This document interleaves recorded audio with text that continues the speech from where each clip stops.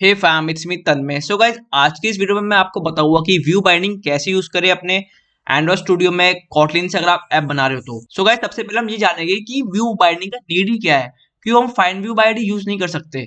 So guys देखिए, अभी तक आप क्या करते थे, लाइक से लेट्स से फॉर एग्जांपल ये एक टेक्स्ट व्यू है, क्लिक करो नाम का, ठीक है। आप चाहते हो कि यूजर जब इस पर क्लिक करे तो एक टोस्ट मैसेज शो हो। तो अभी तक आप क्या करते थे, आप सिंपल सा क्या करते थे कि एक वेरिएबल बना देते और फिर उसमें find view by ID use करते थे, फाइंड व्यू बाय आईडी, और लाइक कौन सा व्यू है, टेक्स्ट व्यू, और फिर उसकी जो टेक्स्ट व्यू हमारे एक्सएमएल में उसे लिंक करते थे, लाइक r.id.txt1, जो कि इधर आप देख सकते हो txt1 नाम का है। उसके बाद फिर आप इस वेरिएबल को पकड़कर इसके ऊपर set on click listener call करते थे, टेक्स्ट, फिर टोस्ट शो करते थे। लेकिन find view by ID use करने में बहुत दिक्कतें है। कुछ मेजर दिक्कतें ये है कि एक तो ये लेंथी हो जाता है, देखो एक लाइन एक्स्ट्रा आ गई कि नहीं आ गई, well text bro, find view by ID इतना बड़ा लिखना पड़ा। और अभी तो चलो एक छोटा प्रोग्राम है, लेकिन जब ज्यादा कोड होता है तो एक ही लाइन को बार बार लिखना और मतलब बहुत हेक्टिक हो जाता है। अब दूसरा इशू ये होता है कि जैसे कि आपने टेक्स्ट व्यू लिखा है, लेकिन अगर असलियत में व्यू जो है एक्सएमएल में वो टेक्स्ट व्यू की जगह बटन हो, फिर जब आप ऐप रन करोगे तो ऐप क्रैश हो जाएगी। तो ऐसी करके बहुत सारी दिक्कत होती है फाइंड व्यू बाय आईडी में। इसकी जगह सबसे इजी चीज क्या होती है, व्यू बाइंडिंग यूज करना। जैसे कि आप देख सकते हैं, व्यू बाइंडिंग में हम क्या करते हैं, सिंपल सा लिखते हैं बाइंडिंग डॉट, जो एक्सएमएल है आपका, लाइक ये है txt1, तो हमने लिखा binding dot txt1 set on click listener. तो आप देख सकते हो सिंपल सा एक लाइन में काम हो गया, और इसमें एक्स्ट्रा ये वाली एक लाइन डालनी पड़ी, जैसा कि आप देख सकते हो। सो व्यू बाइंडिंग सबसे इजी होता है, लाइक बड़े फंक्शन होते हैं, बड़ा प्रोग्राम होता है तो भी कोई दिक्कत नहीं होती। और सबसे अच्छी बात इसमें ये होती है, इसमें आपको टेंशन लेने की जरूरत ही नहीं है कि txt1 बटन है या टेक्स्ट व्यू है या कुछ और है। सो आई थिंक आपको इजीली समझ में आ गया होगा कि हम बाइंडिंग क्यों यूज करें। अब मैं आपको बताऊंगा कि व्यू बाइंडिंग कैसे अप्लाई करें। सो सिंपल सा स्टेप हम फॉलो करेंगे। सो सबसे पहले हम गूगल पे जाएंगे। मैं आपको वो अप्रोच बताऊंगा जो एक डेवलपर नॉर्मल वे में करता है। सबसे पहले हम गूगल पर गए, इधर हम सर्च करेंगे व्यू बाइंडिंग एंड्रॉइड डेवलपर्स। उसके बाद जैसे कि आप देख सकते हो developer.android.com पे व्यू बाइंडिंग लिखा हुआ है, इसे हम क्लिक करेंगे और सिंपल सा इजी स्टेप फॉलो करेंगे। जैसे कि हम कॉटलिन यूज करें तो इधर हम कॉटलिन पे क्लिक करेंगे, और सिंपल सा ये बोल रहे हैं कि एंड्रॉइड में मतलब बिल्ड डॉट ग्रेडल में जाकर बिल्ड फीचर्स में view binding equal to true हमें ये पेस्ट करना है। तो सिंपल सा इसे कॉपी करेंगे हम और अपने एंड्रॉइड स्टूडियो प्रोजेक्ट में जाएंगे। और जैसे कि आप देख सकते हैं ग्रेडल स्क्रिप्ट के अंदर बिल्ड डॉट ग्रेडल, ये जो मॉड्यूल वाला है, इस पर हम डबल क्लिक करेंगे। और जैसा कि आपने इधर गूगल पे देखा क्या लिखा है एंड्रॉइड के अंदर, तो ये देखिए एंड्रॉइड है, इसके अंदर कहीं भी जाके लाइक से लेट्स से मैं तो क्या करता हूँ, लेट्स से इधर क्लिक करा और इधर हमने ये चीज पेस्ट कर दी, build features view binding equal to true. और उसके बाद हमने इधर क्लिक कर दिया सिंक नाउ पर। अब जैसा कि आप देख सकते हैं ये सिंक हो रहा है।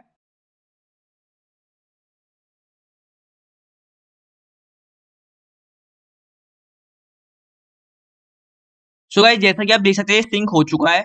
अब हमें कुछ नहीं करना, मैं आपको सिंपल सा कुछ स्टेप्स बताता हूँ, आप ध्यान से देखिएगा, बहुत अच्छे से आपको समझ में आएगा। आपको कुछ नहीं करना, आपको अपनी कॉटलिन फाइल में जाना है। इसके बाद ये जो क्लास की फर्स्ट लाइन है, क्लास मेन एक्टिविटी, इधर क्लिक करके एंटर करना है सो दैट आप नेक्स्ट लाइन में आ सको। और सिंपल सा एक वेरिएबल डिक्लेयर करना है।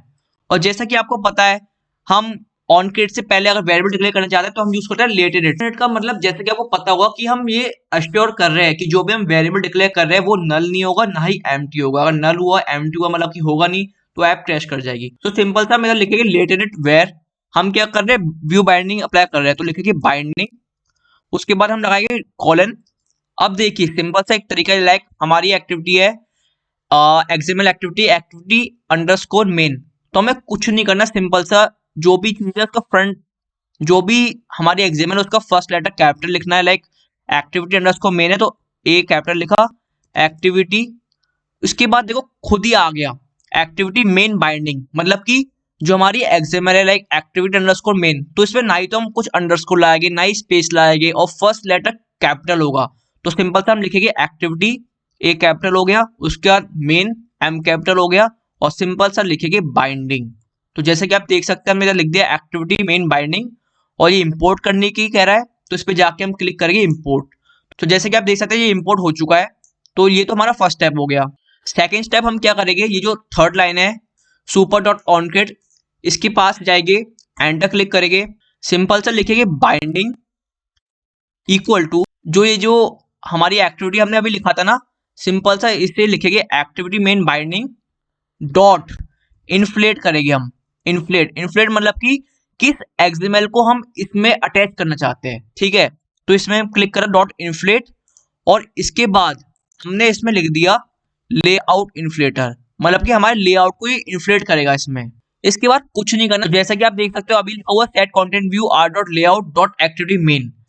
अब जैसे कि आपको पता है हम व्यू बाइंडिंग यूज कर रहे हैं, हम फाइंड व्यू बाय आईडी तो यूज कर नहीं रहे, तो हमें इस R dot layout dot activity underscore main की नीड ही नहीं है। हम इसकी जगह सिंपल सा लिख देंगे binding dot root. So guys, ये थी बस सिंपल सा स्टेप व्यू बाइंडिंग अप्लाई करने के लिए। अब मैं आपको व्यू बाइंडिंग यूज करके दिखाता हूँ। जैसे हमारा ये था टेक्स्ट प्रो, तो इसे हमने कर दिया कमेंट। सिंपल सा हमें कुछ नहीं करना, हमें लिखना है बाइंडिंग डॉट, हमारा क्या नाम था व्यू का, txt1। तो देखो अपने आप ही आ गया, तो हम लिख देंगे txt1। उसके बाद सिंपल सा सेट ऑन क्लिक लिसनर, जैसा कि हम और समय यूज करते हैं। सिंपल सा हमने वन लाइन में txt1 को कॉल कर लिया बाइंडिंग की हेल्प से। तो मैं आपको दोबारा से स्टेप्स बताता हूँ हमने क्या किया। सबसे पहले हम बिल्ड डॉट ग्रेडल में गए, और इधर ये जो एंड्रॉइड का कर्ली ब्रैकेट है इसके अंदर जाके जो एंड हो रहा है उससे जस्ट पहले हमने build feature view binding true लिख दिया। उसके बाद हमने इसे सिंक नाउ किया, और सिंपल सा हम मेन एक्टिविटी में गए, या जो भी एक्टिविटी में हम अप्लाई करना चाहते हैं व्यू बाइंडिंग। अगर आपकी मल्टीपल एक्टिविटी है तो आपको सभी एक्टिविटी में ये व्यू बाइंडिंग ऐसे अप्लाई करना पड़ेगा। सो सिंपल सा मेन एक्टिविटी में गए, और क्लास के अगली लाइन में हमने लिखा वेर बाइंडिंग कॉलन, और जो हमारी एक्सएमएल है जिसे हम लिंक करना चाहते हैं उसका जो मैंने आपको बताया कि पहला वर्ड कैपिटल में होगा एक्टिविटी, और बिना कोई स्पेस बिना कोई अंडरस्कोर के दूसरा जो नेम है मेन बाइंडिंग। उसके बाद सुपर डॉट ऑन क्रिएट की नेक्स्ट लाइन में हमने लिखना है सिंपल सा बाइंडिंग इक्वल टू, ये जो हमने लिखा है ना एक्टिविटी मेन बाइंडिंग, सिंपल सा इधर लिख दीजिए, और फिर डॉट इन्फ्लेट लेआउट इन्फ्लेटर, तो हमने लेआउट इन्फ्लेटर लिख दिया। और सिंपल सा जैसे कि मैंने आपको बताया था हम find view by ID use कर नहीं रहे, हम यूज करें व्यू बाइंडिंग। तो सेट कंटेंट व्यू के अंदर आर डॉट लेआउट की जगह हमने सिंपल सा लिख दिया बाइंडिंग डॉट रूट। और उसके बाद जहां पर भी आपको अपने टेक्स्ट व्यू या जो भी व्यू को कॉल करना है एक्सएमएल से, सिंपल सा उसकी आईडी देखी क्या है, और बाइंडिंग डॉट लगाकर वो चीज हमने लिख दी। उससे हम सिंपल सा उसे कॉल कर सकते हैं, मतलब कि उसे हम उसके ऊपर हम फंक्शन वगैरह या फिर क्लिक वगैरह हैंडल कर सकते हैं। सो आई होप कि आपको इजीली समझ में आ गया होगा कि हम व्यू बाइंडिंग क्यों यूज करें एंड कैसे यूज करें। अगर आपको तब भी कोई डाउट है तो आप कमेंट बॉक्स में कमेंट कर सकते हैं, या फिर मेरे इंस्टाग्राम पर मुझे डीएम कर सकते हैं। मैं अपना बेस्ट हूँ आपकी हेल्प करने के लिए। सो आई होप कि वीडियो आपको अच्छी लगी होगी। अगर आपके दिमाग में कोई सजेशन है कि नेक्स्ट वीडियो किस पे लाऊं मैं, एनओ स्टूडियो में, कॉटलिन में, कोई भी टॉपिक्स पे, तो आप मुझे कमेंट कर सकते हैं। So that's all for today, thank you and have a nice day.